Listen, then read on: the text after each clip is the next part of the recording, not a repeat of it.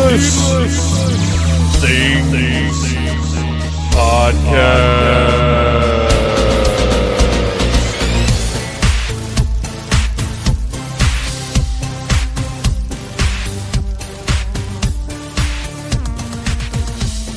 Hey, Phantomaniacs, welcome to the newest episode of the Needless Things Podcast, where we talk about toys, movies, music, and all manner of pop culture dorkery. I am your host, Dave, and I still haven't been able to watch the second season of Santa Clarita Diet.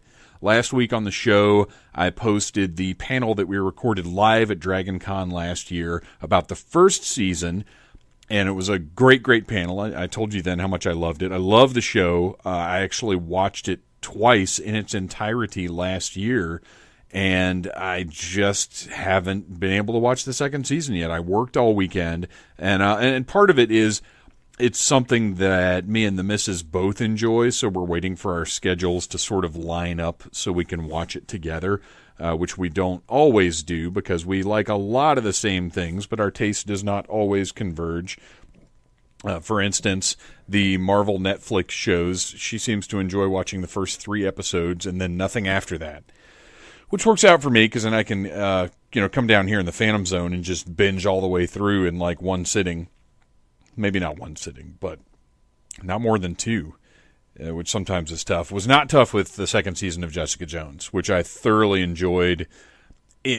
To me, it wasn't as strong as the first season. A lot of people seem to think the second season's better. I think it was really good, and I'm not going to spoil anything because I know some people haven't watched it yet, and there's really no reason to, but I'll just say that it was an interesting difference in the way that everything went down, and I still love those characters, and I think that one of the benefits that Jessica Jones has, for me personally, is that it's not a superhero show as much to me. Like Daredevil and Iron Fist and Defenders and Punisher, I really know those characters pretty well, and I'm expecting a certain amount of superheroics and action and whatever else.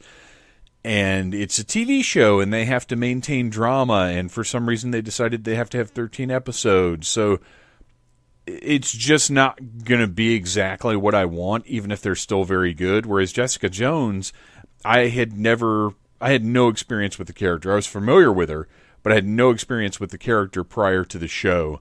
So going into the show, I was basically just expecting a PI show. And it was that and so much more. So that show, to me, is delivering much more than what I expected from it, whereas the other shows aren't quite giving me what I want. And actually, I think Luke Cage, maybe, is the one that most successfully delivered on what I expected from that character in his world. But I'm not here today to talk about Marvel's Netflix shows or Netflix's Marvel shows or however you want to put it. No, today is that episode, ladies and gentlemen, that I've been talking about for a while. It got delayed by a week because the timing just worked out for last week's episode. But it is here. Ladies and gentlemen, today I talk to Missy Suicide, the woman that started SuicideGirls.com, which is a titan of pop culture relevance. Now, this is an interesting one for me because obviously amongst the listeners, there could be a wide range of feelings about Suicide Girls, and I'm not going to get into any of that right now. All I'm going to say is that I'm a dude. I've been following that site since 2002 when it started, and I think it's great for many, many different reasons. Yes, obviously for the ones that you're thinking of, but it's so much more than that. You know, if you've never been to the site, you don't know what it is. It is a community. It is not, it's not just cheesecake and gratuitousness. It is a community of artists and interesting, cool people, and I dig it, and that's the bottom line. And when I thought that I had the opportunity to have, someone from the site on the show, I went after it. Little did I know I would end up talking to Missy, who started the site. I certainly, my far exceeded my expectations for what might happen with this episode. So the point, how all this started, is Suicide Girls has a live tour called the Suicide Girls Black Heart Burlesque Tour. Now, I saw their first tour before it was even called Black Heart Burlesque years ago. We talk about it on the show, and I can't remember now what year it was. It might have been like 2003 or something. But anyway, I saw that first show. Very punk rock, very gritty's not the right word, but it was very obvious they were trying it out. They were figuring out what the format was and what they could do and how to do it. And it was really this cool, like, I'd never seen anything like it before. It was such an interesting space to be in at that show. And it's really cool. I mean, honestly, it's one of the coolest live events I've ever seen, because at the time, this was before Lucha Vavoom. This was before this is before the nerd burlesque got started at all in America. I mean, if you think about it, if you go back to then, this is before the nerd renaissance that has happened in our culture. This is prior to Iron Man. This is early years, you guys. So it was really wild to see these beautiful tattooed women on stage doing all these pop culture things. And like I said, Missy and I talk about it in the show a little bit, so you'll hear what some of the acts were, which I didn't even remember.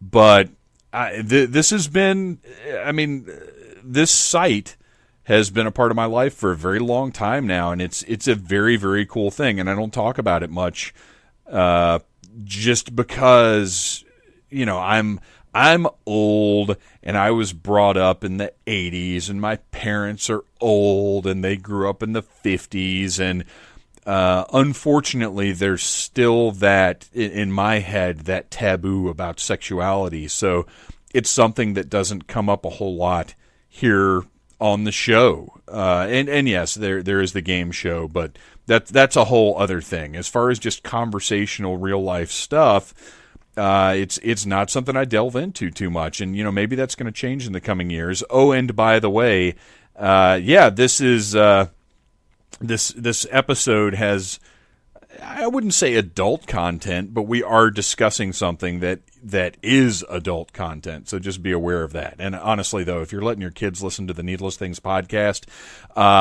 you all might need to go see some sort of specialist. So anyway, I think that's all I've got for you today by way of intro. I'm excited to get to this interview. We had a great time talking. I do have to tell you, though, that Xfinity did their best to make this as hard as it could be. I don't want to say to make it not happen, because I've got to give a huge shout out to Aurora, who coordinated all of this stuff between me and Missy. Tons of emails back and forth, figuring out timing and everything else. At one point, my schedule changed. At one point, Missy's schedule changed. And it was a lot of things happened, but it was all as easy and streamlined as it could possibly be. So big thanks to Aurora for being an amazing scheduler, coordinator. I'm not exactly sure what the term is, but she was absolutely tremendous. And halfway through this interview, my cable, just everything went out. My cable went out. My Wi-Fi, my signal, my internet, everything just went out. And unfortunately, I am far too reliant, or at least I was far too reliant on Skype. So once that was gone, that was it. So we conducted the first portion of this interview over Skype one day, and then it was immediately we rescheduled or scheduled for a second day to just talk on the phone and record and not even worry about Skype. So I went through apps. I figured out a phone recorder so I could record the phone call. And you'll notice the second half of the interview, the audio quality is not as good. It's still fine, and there's no. It just sounds different from what you're used to hearing, but it's there. It's very, very listenable. It's fine. You'll just notice about halfway through. Well, you'll definitely notice because I left in where we got disconnected because it's kind of funny.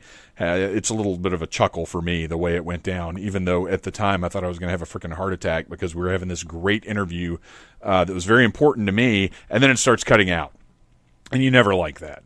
But anyway, it's a great interview. You're going to enjoy it. Missy is awesome. She has so many great stories from the past 16 years of doing what she's been doing. And if you sit down and think about what she's accomplished from starting this website, her story is amazing and awesome, and you're going to hear it right now. So here you go, guys. Missy Suicide on the Needless Things podcast.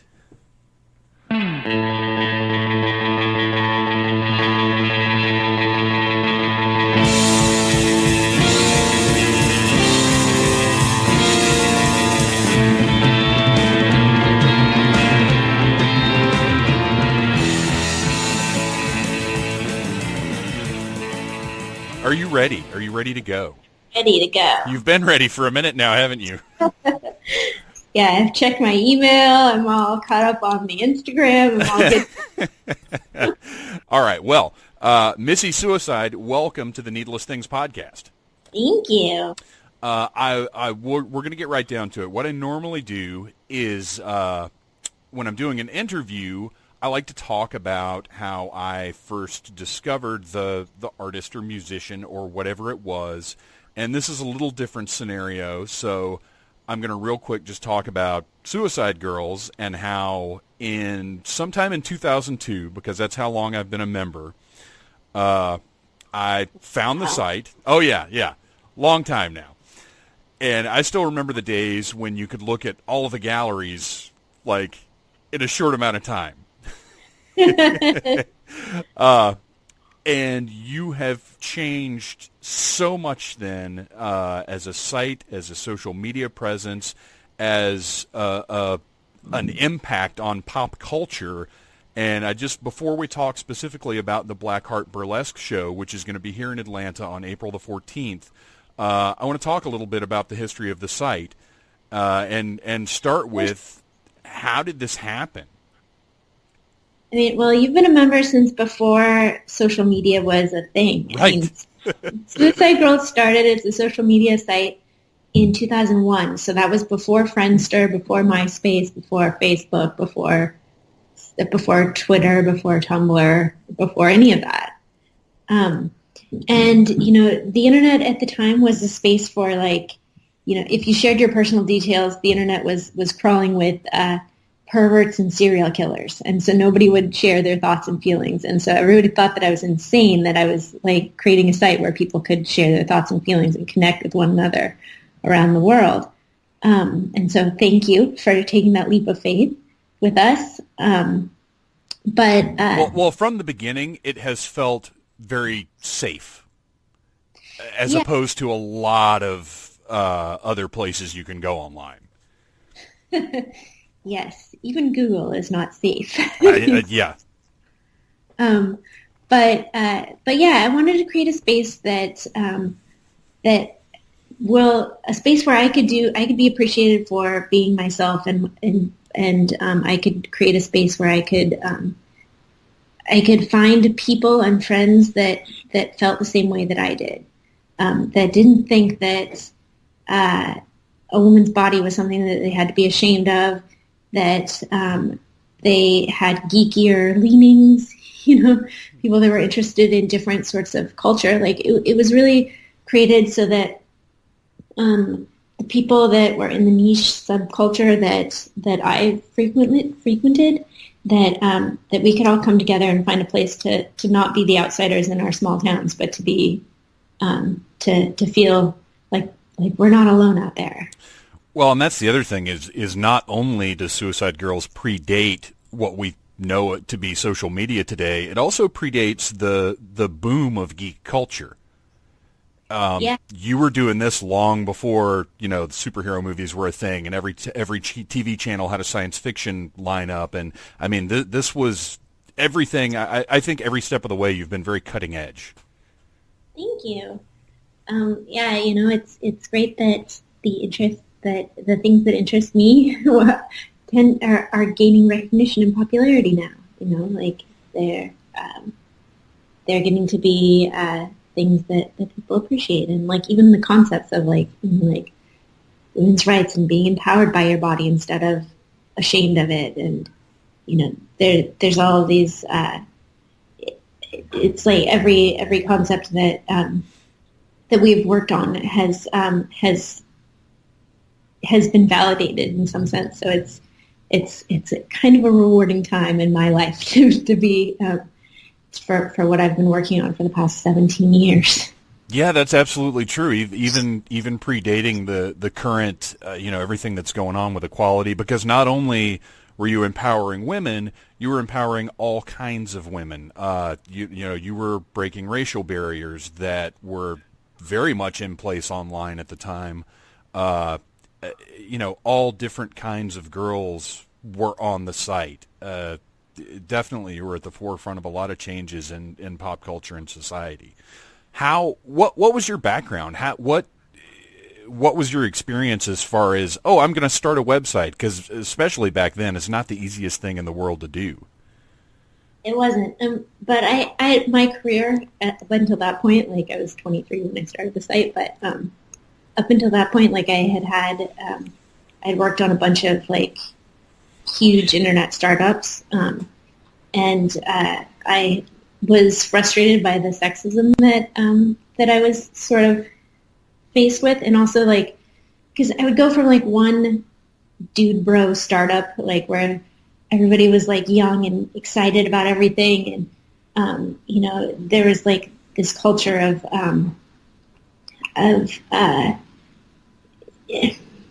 I don't even know how to explain it, but it was definitely a trying time to be a woman who was sure. excited. But at the same time, it was full of energy and full of excitement and full of like you can do anything, sort of. Like it was the best of times and the worst of times to be in the internet industry, because like it was so new that any idea that you had, you could find funding and do it. It was. I mean, like I worked at Scour, which was like Napster for any known file extension. And like that was funded by Ron Burkle, who's like one of the major like VCs. But it. So I was working at all these different like startups, and then the dot-com bubble burst, and I found myself through a series of acquisitions and reacquisitions at a brick and mortar, running their web entity, and was faced with severe sexism, and I just said, fuck you. Can I swear? Oh, absolutely. Sorry. You be as blue as you want. I was in a meeting one day and had my the person that the suit and tie that I was explaining it to didn't understand the concept that I was trying to get across, and asked my male subordinate to explain it to him, and then was like, oh yeah, okay, let's do it. And so I just said fuck you and walked out and kind of blew up my whole life. Wow. And moved to Portland and was in this space where I was like, I just want to go back to school for photography. And I came across Bunny Yeager's photos of Betty Page, and there was just something about like the female gaze and how beautiful and natural, a woman looking at another woman, and like it kind of like honored her in a way. And I wanted to do something similar with my photography, and so I started taking photos of my friends that were like alternative or goth or whatever, however you want to describe it, punk rock. And, I was treating them with the same level of like respect and beauty. And like, before, when you would look at like pictures of like girls with like different interests than like, Playboy models. They would be shot in like this very harsh lighting, like in usually like BDSM sort of like scenarios and stuff. And the pictures that I took were girls like they were like girls, but like alternative girls, but they were in a very like natural setting. And like waking up in the morning or doing things that everybody does. And so they were just different than what was out there. And I created a site where I was like, I desperately need friends and people that can connect to me. And so I created a site that, to show off my photography and just to see if there was anybody out there. It was kind of like an if you build it, they will come sort of scenario, mm-hmm. where it was like, all right, I'm just going to build this and see what happens. And, it all worked out. Luckily people did appreciate the images, and they did appreciate the women. And it's become this sort of this sorority of like-minded women from around the world and the people that appreciate them. And it's become this really important community to myself, but also to like thousands of other women. Like it's by creating a space for myself, it's created a space for thousands of other women to do what they love for a living as well. Like we've got performers and artists and photographers and lingerie designers and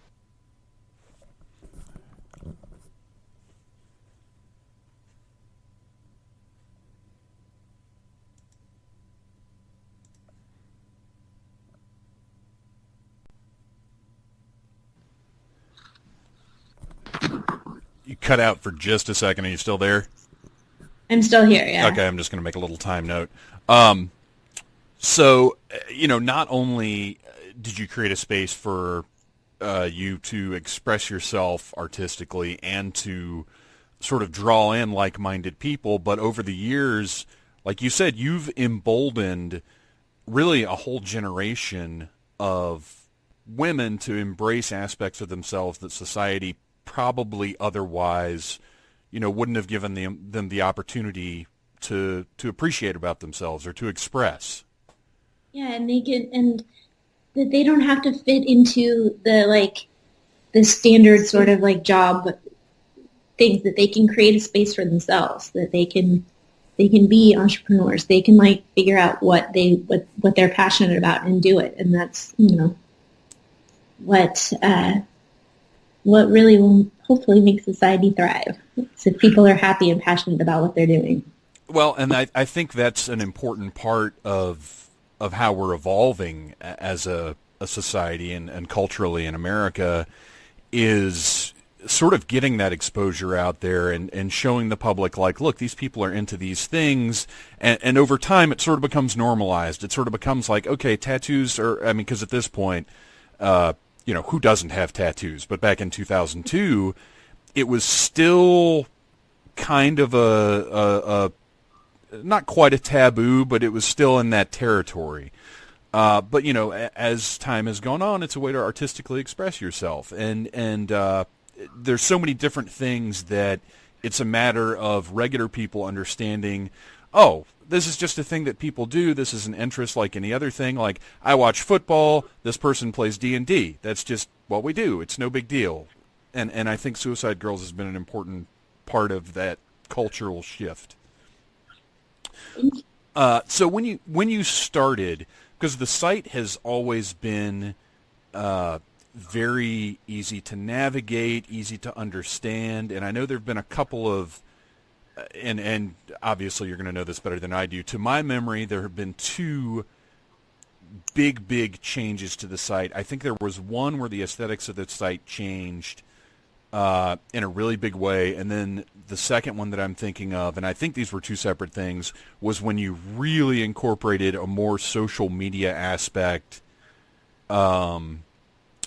to where the groups and everything, because I don't know when the groups were introduced, but I do remember when they kind of came to the forefront and you had more of a homepage with your interests and your groups and your connections. Like, over time you have upgraded the site, but it's been very timely. Like, it wasn't like Facebook hit and then 5 years later Suicide Girls became more of a social media thing. Like, you've managed to stay on top of, or ahead of the curve, I feel like. What goes into, like, at what point do you decide we need to change this thing, we need to make it better, and what kind of work goes into that? Well, the first iteration of Suicide Girls actually had a feed. Like, so it would be a friend's feed, but it would be, it was a feed, and it was in 2001. Kind of like your Facebook feed, but much lower tech. We've had a number of different iterations, and it's a huge technical and resource shift. It takes about a year every time we redo things, just because it's such a process. But my business partner Sean, who started the company with me, he's an amazing UI person, and so he's that's his jam, is making sure that everything is like super usable.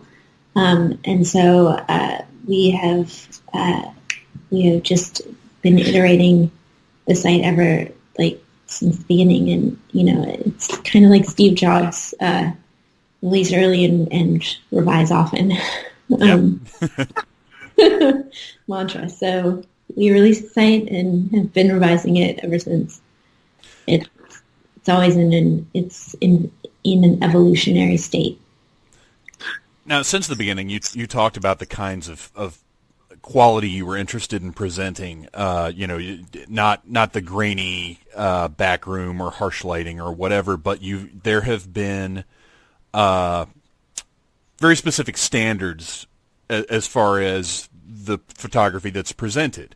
How did you decide, like, okay, we're not this. We're going to present a certain level of, I guess, boudoir. I don't know how to describe that, but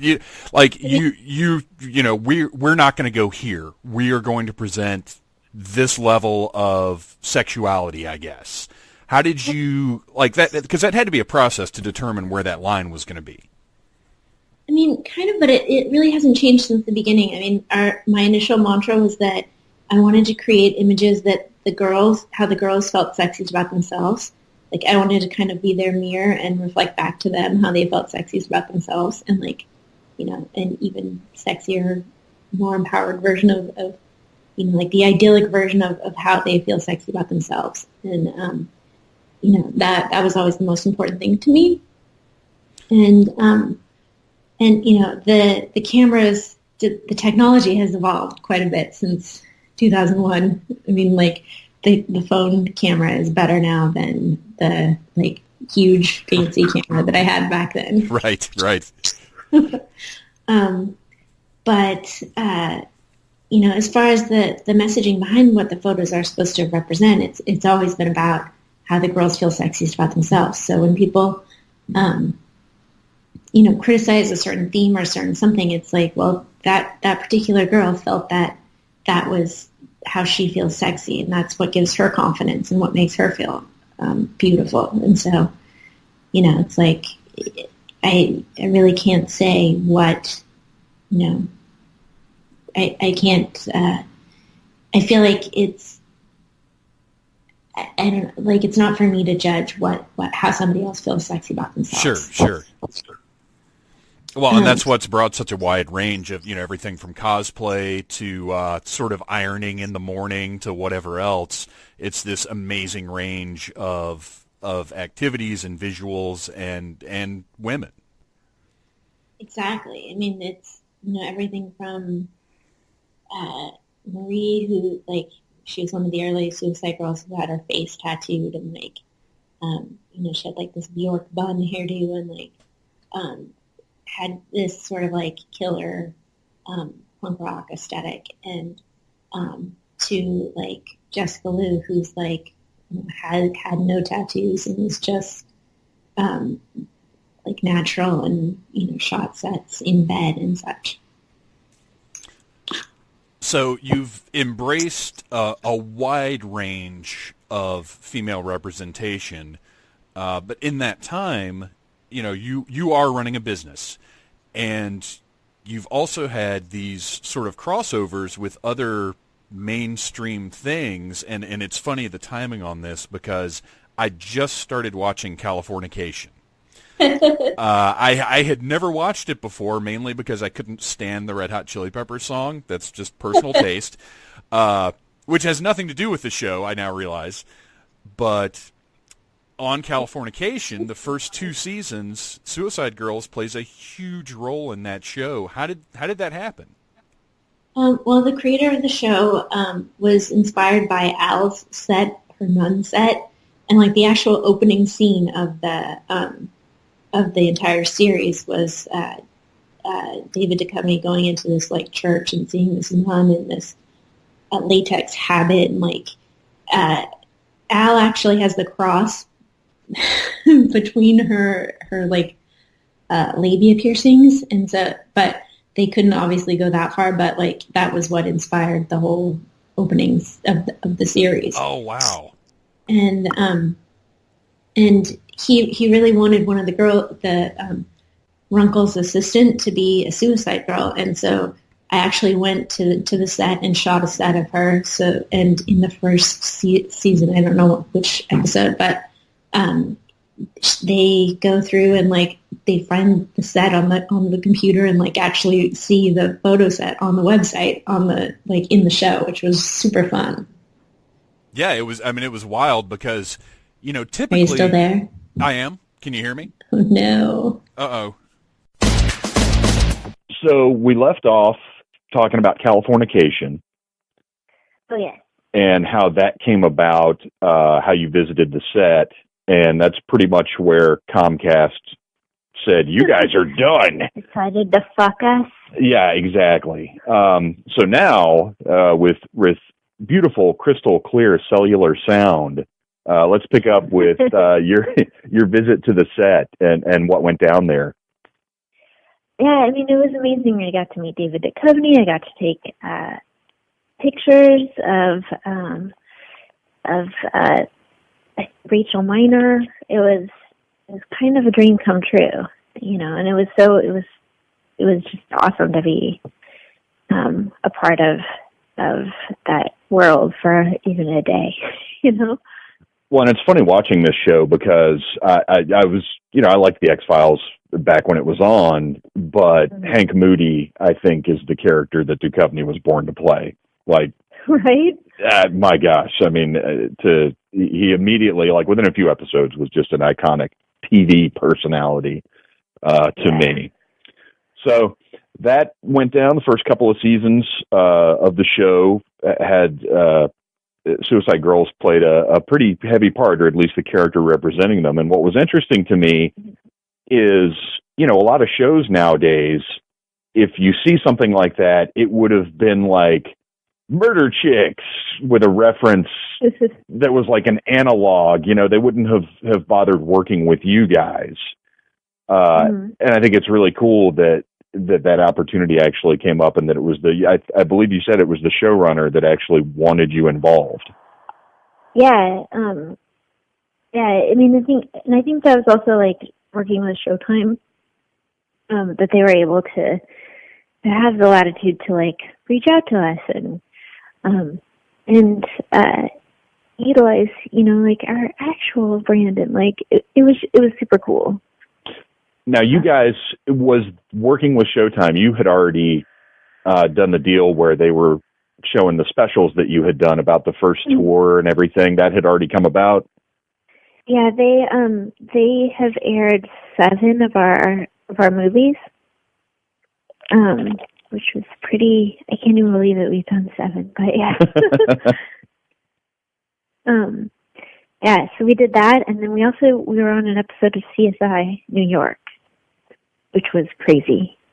Oh wow, yeah, and that's like their production schedule's insane, right? Yeah, but I mean, like playing myself on CBS television was nuts. That had to be kind of surreal. Yeah. I mean, I was awful. I had to redub my lines because I couldn't say them properly in the first part of it. But yeah. Well, had you ever done any kind of acting or anything though? No. Well, there you go. And in general, I'm a bit better now, but I'm terrible in interviews, and especially like when it has to be like conversation interviews. I can have conversation, but like when it's like soundbite, you know, like sort of like e-news or whatever.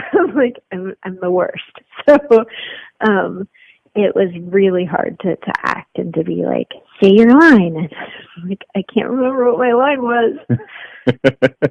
Well, and one of the specials was, I think maybe it was for the relaunch a few years ago, and I haven't watched this one, but they followed you, right? So yeah. What kind of adjustment was that to your life to realize like, oh, I'm going to do all the stuff I do, except there's cameras? I mean, that was tough too, but I mean, that was tough, but it was, I didn't have like set lines or set cues. Like I could just go in and say what I was going to say, you know, like I need this or, you know, like, but still a big added factor that you weren't used to. Yeah, for sure. You guys also have worked with comic books a good bit. The first thing that I remember was Hack Slash, Tim Seeley's creation. Cassie Hack is a suicide girl. Yes. She has a set on the site and stuff. Yeah, which is wild because I remember the hype from previews was that Suicide Girls were going to appear in one of the annuals, but then you guys took it a step further and actually put up a photo set featuring Cassie Hack as drawn by Tim Seeley. How did that all work out? Like, what were conversations there? So Tim was a member and a fan, and he came into the office and we just started talking, and it was about the same time as Californication. And we started talking, and we loved his work and stuff, and so we were like, what can we do? And, you know, and I was like, can Cassie become a suicide girl? And he was like, yeah, she can. So I was like, all right. And, you know, I was like, I'd love to have an illustrated suicide girl. I think that would be awesome. And it would be an honor to have Cassie be the first. And so he made it happen, and he did an amazing job at the laundromat. And like the set is set in the laundromat, and like it's just awesome. Yeah, it's great. It was that year we were at the Devil's Due booth at Comic-Con, and it was crazy to see the response. Like everybody was so excited. Was because some of the Suicide Girls also appeared in the Hack Slash episode, or in the Hack Slash. It's not called an episode; it's the annual issue. Yeah, it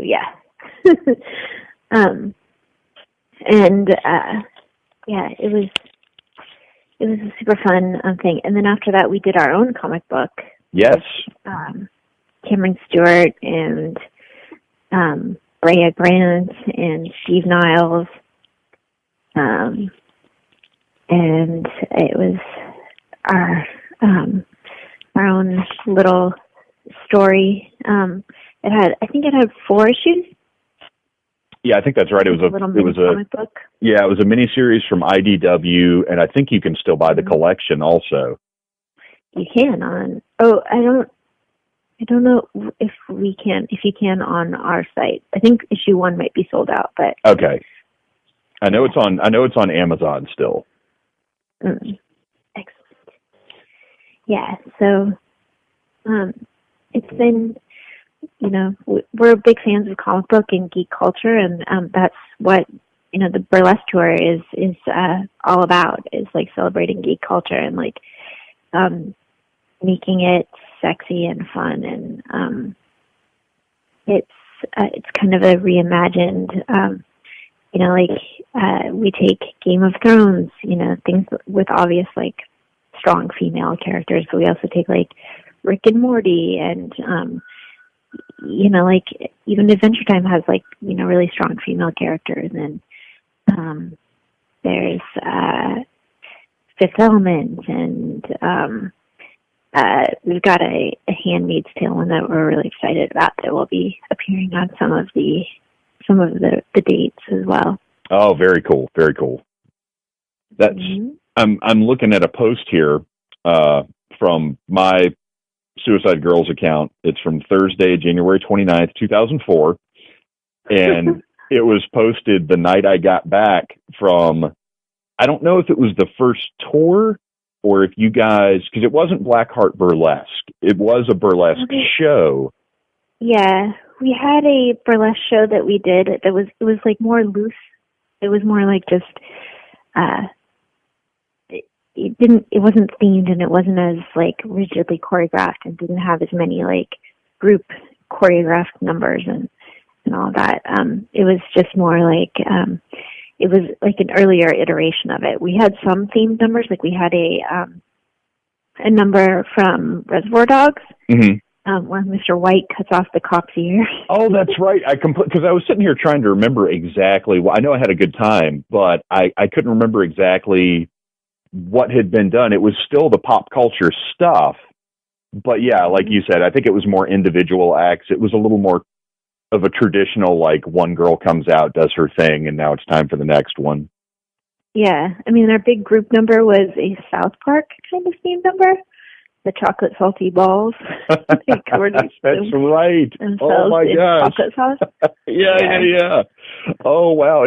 Local bands played too, which was cool. It was a very, it was a cool, fun night, and it would definitely had the feel of we've had this idea for this thing, and we're gonna see how it goes. Yeah, it was definitely more of a punk rock experiment, sort of loose burlesque show. And this one is much more well thought out and organized, and this is everybody's favorite, Rick and Morty, or this, I don't know, it's more organized and more it's a different ride.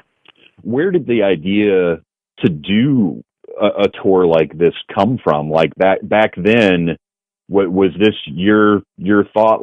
We can tour this thing. We have a lot of girls with talent. We have a lot of girls that do different things. Let's put on a show and travel around. How did that happen? Well, we had been doing. We wanted to reinvent classic burlesque in the same way that we had redone classic pinup photos with a modern twist to them. We wanted to have the same sexy spirit as classic burlesque, but put a more a new face on it, and so we redid the. We had been doing a night in Portland where the site was started in as far back as 2000, probably 6 months after we started the site. We'd started doing a night in Portland weekly, and the girls would come and do, Easter Bunny themes, or they would cover themselves in baby oil and glitter, and they would just have more avant-garde performances. And so we were doing that in Portland, and we decided that there was, we did it for the 1-year anniversary party, and there was a club promoter who watched the video, which in 2002 was a hefty feat to let that load and sit through the whole thing. And he was like, "Oh my God, I love this. We have to have this, play it at my club in Florida." And so we came out and we played the club in Florida. And he was like, "You guys should." We got the idea that we should tour it. And so we put together a tour, and it was very punk rock. Yeah, yeah. No idea what we were doing. We'd never done a tour before. We'd never, like it. And it's different than touring like a band, because like a band, you have the same set, you can rehearse and like have the same songs, and it was much more loosey-goosey. But it was fun. I mean, we toured in a van, and it was crazy times. But, well, there had to be a lot of learning going on, like as to, I didn't realize doing this kind of show we were going to need this. Like because I love doing new things. I love trying new things, and it's not as much about like I want to have fun, but it's about, man, what did I learn from doing this thing? Yeah, I mean, it was definitely a learning experience. And now, like almost 15 years, we took a break after 2007, the tour that we did in 2007.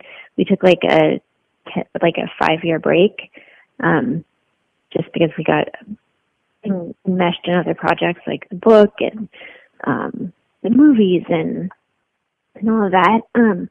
But we have learned so much, and we're so much better at it. Now we put on a better show. The audience has more fun. The girls have more fun. The performers have more fun. It's better organized. Everybody has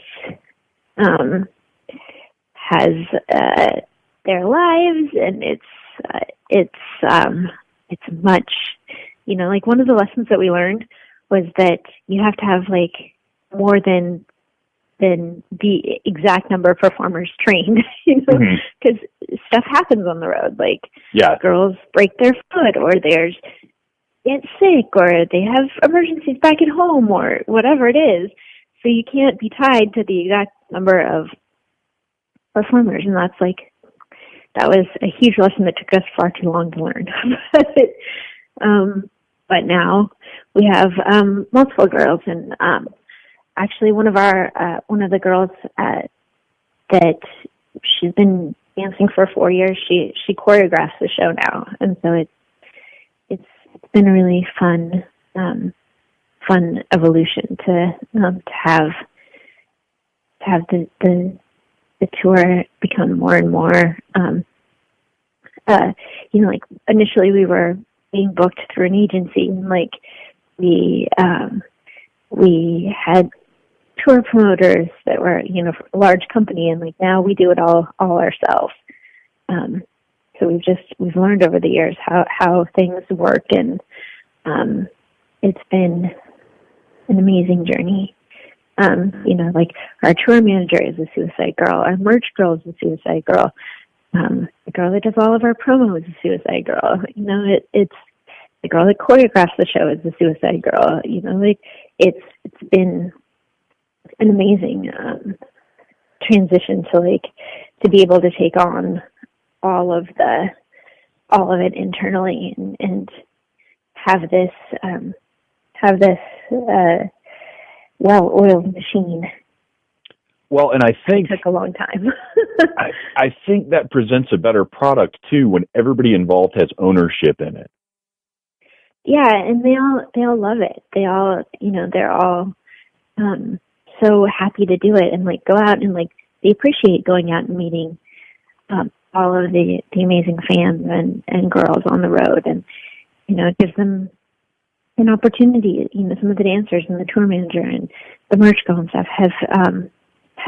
have met girls, over the years that they've been touring now in different cities, and so they have friends in all these different cities, and so when they get to go back and see everything and see everybody, it's a lot better. Now, how does the recruiting go about for the show? Because you've got your hosts, I think Catherine and Sunny have done a lot of them, but as far as sort of rotating acts out, I mean, do you have a regular crew? How is it determined, like, okay, you have an act, or you're part of an act, you're part of the tour, let's do this? So we hold auditions, and we've had auditions in New York, LA, Arizona, London. So we had a bunch of different auditions, and we have an amazing group of girls. We have 17 girls this tour that are all trained and rehearsed, and they're all living in the SG house up until yesterday. But because they have a little break before the tour starts. But it's been a great journey. I mean, that's the other thing. Like when we first started, we had one alternate, and that was it. And it was so tense and nervous and nerve-wracking. And now I feel like we've really perfected the tour, and it's a lot more fun. And there are more girls, and there's more. Everybody's so excited to be out on tour this time. So the tour will be in Atlanta on April the 14th, and it's, again, I haven't seen it in 14 years now, so I'm really excited about checking out how it's evolved and what's going to be happening. You dropped some of the pop culture references a little while ago, but what sort, without spoiling any surprises, what kind of things can we expect from this show? It's there's a lot more singing this time. The girls sing a lot more. They're super. It's super sexy, fun performance. That the soundtrack is awesome, and we've got the playlist up on our Spotify account, so you can listen to it afterwards. You can listen to it beforehand, but that might give some stuff away. So I recommend listening to it afterwards, so you can keep the love going. You want to treat it like a Star Wars or Marvel soundtrack. You don't want to listen to it before you see the movie. Exactly. And the girls are all they're all different body types, different ethnicities, different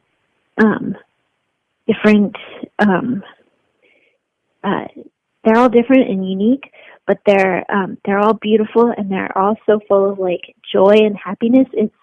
It's really a positive sort of experience. They're so sexy and so much fun, and so they're just and they're truly from the culture. They love the